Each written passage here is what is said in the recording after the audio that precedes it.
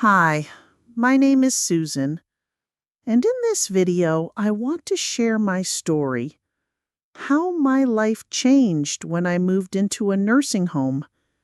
Now, I want to start by saying this. I'm grateful to still be here. At 79, every day I wake up is a blessing, but that doesn't mean I haven't made choices I look back on with regret. And this was a big one. Moving into a nursing home felt like the right decision at the time. My family supported it. They told me I'd be comfortable, cared for, and surrounded by professionals who'd make life easier. And I believed them. But the truth is, the reality was different, far more complicated. If you're thinking about making this decision for yourself or for someone you love, I hope you'll stick with me. And if at any point something I say resonates with you, go ahead and click the like button. That way, I'll know I'm not alone in this. And maybe someone else who needs to hear this will find it too. Let's begin. Regret 1. Letting go of my independence. What surprised me most after moving into the nursing home wasn't the small room, the scheduled meals, or the unfamiliar setting. It was the sudden loss of control over my own life. Before, I had freedom. I woke up when I wanted, ate when I felt hungry, and spent my days however I pleased. If I wanted to take a walk, I did. If I felt like cooking, I did that too, my way, in my time. But once I entered the nursing home, those everyday choices were no longer mine to make. Everything ran on someone else's schedule. Breakfast was served at a fixed time, lights out, whether I was tired or not. Even stepping outside required permission or help. I remember my first morning there. The bed wasn't mine. The room felt foreign. I looked around for my favorite chair, my stack of books, the familiar pieces of home, but they were gone. In their place, bare walls, a generic layout, and a quiet sense that I wasn't in charge anymore. That was the moment it hit me. My freedom had quietly slipped away. And the longer I stayed, the more I adapted. Not because I wanted to, but because resisting became too exhausting. You stop asking. You stop insisting. You forget what it was like to decide for yourself. If you're considering this kind of move, ask yourself honestly, are you prepared to give up the little choices that make life feel like it's truly yours? Because once you hand them over, getting them back is harder than anyone tells you. Regret 2.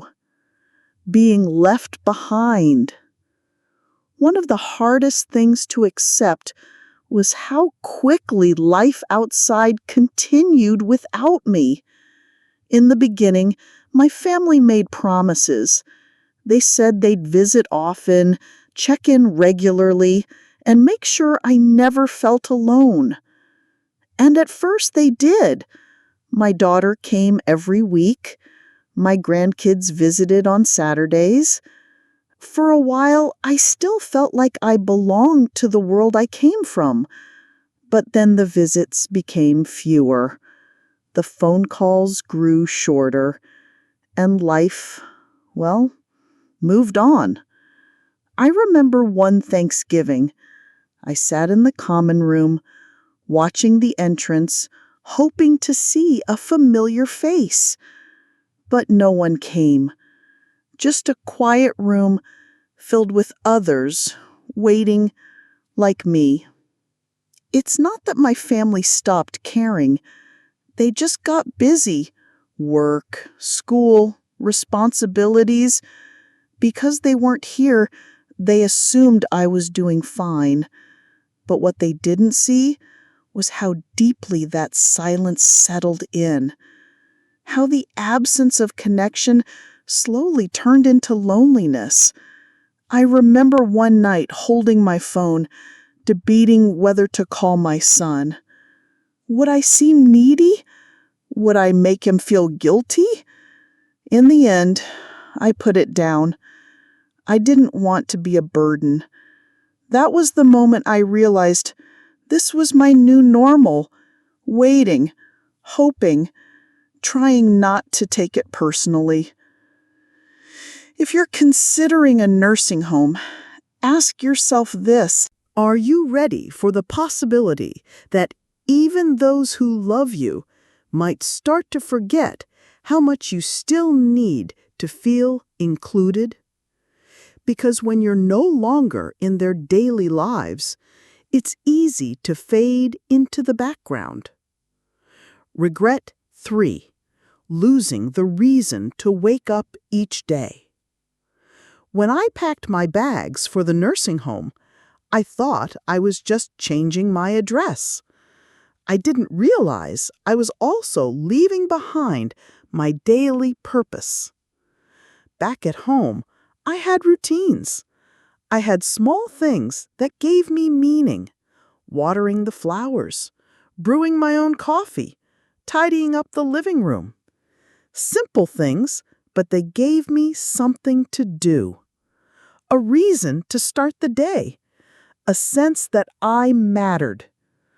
Once I moved, those routines disappeared. Meals were brought to my table. Laundry was done by someone else.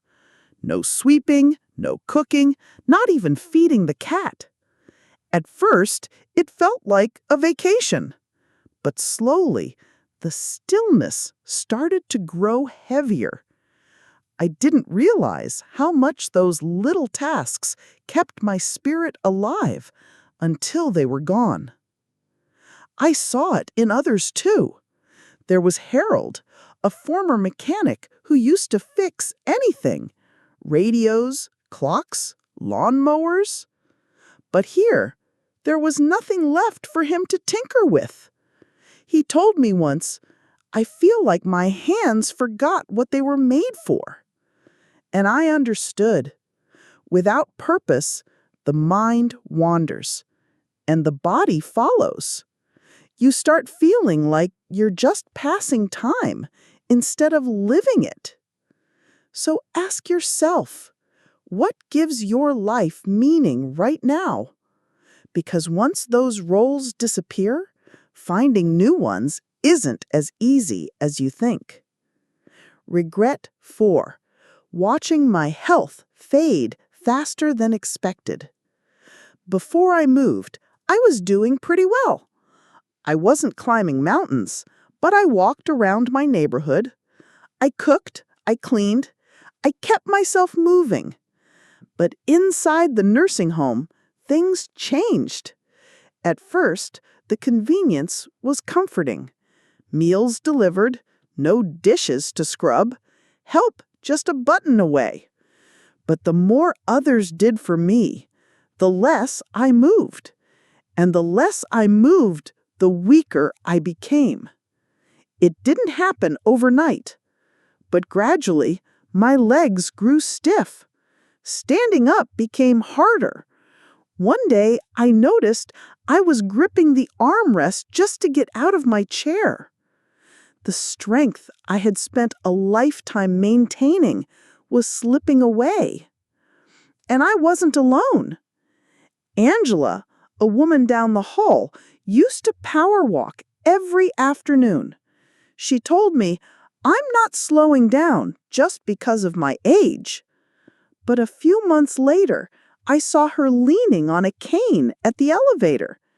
She said, "I don't know when it happened, but I feel like I aged 10 years in just a few months." That's what it's like. When your body isn't challenged, it starts to retreat.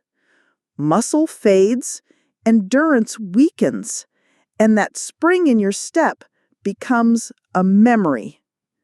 If I could do it again, I would have moved more, walked farther, stretched longer, even when I didn't feel like it. Because getting strength back is much harder a climb than you expect. Regret 5. Losing my privacy, and with it, my dignity. Before the move, I had a space that was mine, a door I could close, time to be alone when I needed it. That changed. From day one, I felt like I was constantly being observed. Staff came and went, rooms were checked on schedules. Even the most personal things, getting dressed, taking a shower, using the restroom, were no longer entirely private. The staff were kind. They were just doing their jobs. But it's hard to describe what it feels like to be spoken to like a patient when you've spent a lifetime being independent. I remember standing by the bathroom door one morning, waiting for someone to help me shower. Sometimes it was a few minutes. Other times it was longer. Even choosing what to eat felt limited. And clothing? Some days I had to ask just to wear what felt right to me. Then there's the matter of roommates. Not everyone gets a private room. You may be placed with someone you've never met, someone with noise, habits, or health challenges that make rest nearly impossible. I was lucky. My roommate was respectful, but others weren't so fortunate. There were stories of sleepless nights, shouting, and tension in a place that was supposed to offer peace. And no matter how many family photos you hang on the wall, it never truly feels like your own space. If you're thinking about this move, ask yourself, can you accept giving up the space to simply be unapologetically yourself? Because once it's no longer yours to protect, getting that feeling back isn't as easy as you think. Regret 6. Believing I could leave whenever I wanted. When I first arrived, I told myself it was just temporary, just until things settled. If it didn't feel right, I'd go back home. But the longer I stayed, the harder that became. My house sat empty. Bills piled up. My kids made decisions. They cleaned out closets, sold furniture, even talked about renting it out. And when I finally said, I think I want to go home, I heard hesitation. Are you sure? Will you be safe? Maybe it's better to stay. They weren't trying to be cruel. They were worried, but their concern became resistance, and suddenly I wasn't sure anymore either. My confidence had faded. Months of not cooking, not walking far, not living on my own, they changed me. I met others who felt the same. There was Joseph, who came in while recovering from a knee injury. He used to say, I'm just here while I heal. A year later, he was still there. His house had been sold, and leaving wasn't even an option anymore. That's what no one tells you. The nursing home doesn't lock you in, but every small change makes leaving feel less and less possible. If you're thinking about this, ask yourself, are you prepared for the possibility that going back might take more strength than you expected to need? Final thoughts. I don't regret growing older, But I do regret believing that a nursing home was my only path forward. I stepped in hoping for comfort, safety, and a better way to live. What I didn't expect was how much I would lose along the way. My independence faded, my voice grew quieter, and the identity I'd built over a lifetime felt like it was slipping away. Not all nursing homes are bad. Some people truly need the care they provide. But for me, what I gave up felt greater than what I received. If I could do it again, I would have tried harder to stay in my own space, to ask for help at home without giving up my freedom. Because once you're in, the life you knew doesn't come with you. If you or someone you love is facing this decision, pause. Think. Not just about what's convenient, but about what's being left behind. The routines, the choices, the small, quiet freedoms that give life its richness. They matter more than you realize until they're gone.